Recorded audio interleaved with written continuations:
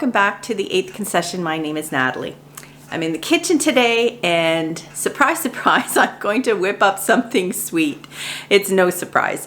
Anyone who's been following me knows that I do have a bit of a sweet tooth, and there's nothing I like better, especially when we're still kind of waiting for spring to arrive. It's still a bit chilly outside and snowy, to curl up in a nice comfy chair with a hot tea and a book and something sweet to nibble on. So today I am going to make a fairly easy recipe, but it's one I've kind of invented myself. It is a toffee blondie. So a blondie is like a brownie, only without the chocolate, and instead of nuts or chips of any kind, this blondie is going to have toffee bits in it.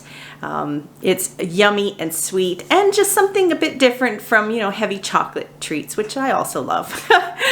It's not hard to make. It doesn't take long to bake, and soon we'll be sitting there with our tea and our square having a treat. First things first, we're going to preheat the oven to 350 and grease an 8x8 square pan. Okay, this comes together very quickly. In here I have 1 cup of packed brown sugar. And to that, I'm going to add a 1/4 cup melted margarine, or butter if you like. And give that a good stir. Next, we're going to add 1 egg and 1/2 teaspoon of vanilla. Whoop.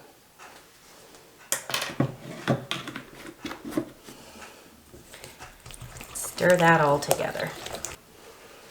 Now we're going to measure in 3/4 cup all-purpose flour, 1 teaspoon baking powder, and 1/4 teaspoon salt.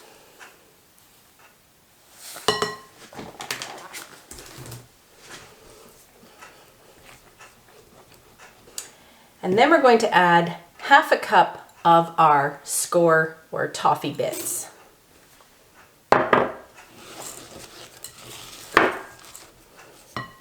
And there we go. It's ready to go in our pan. In our 350-degree oven for about 30 minutes until the sides start pulling away from the edges.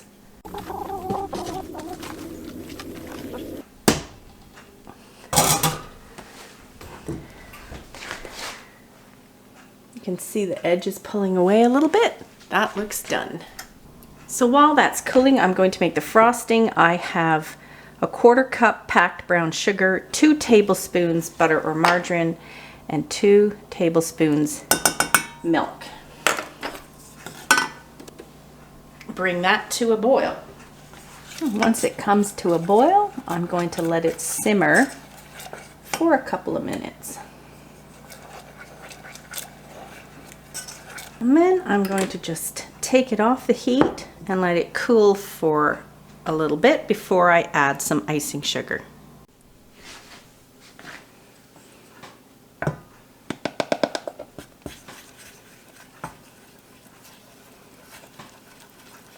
So I'm adding about 1 cup of icing sugar. You can add a little bit more or a little bit less depending on the thickness you want for your frosting. That was 2/3 cup because my 1 cup measuring was dirty. Let's try this. If it is too thick, you can add a bit more milk to thin it out. If it's too thin, you can add more icing sugar until you get the consistency you want. Oh, goodness.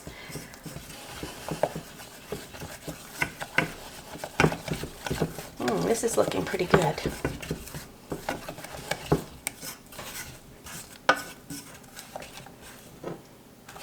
Might want it just a little thicker. I'll put the rest in. Oh my goodness. I'm determined to make a mess today. So I've added the full cup of icing sugar. Well, it was a full cup minus what I dropped all over the stove, you know. All right, now we're ready to frost our squares.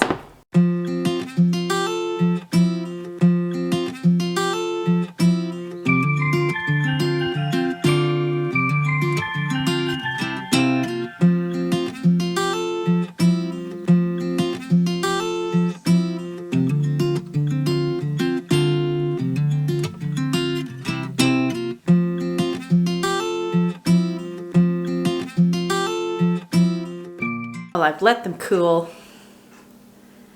I've got my tea and I've got my treat. So it's going to be a nice relaxing afternoon. Bye for now.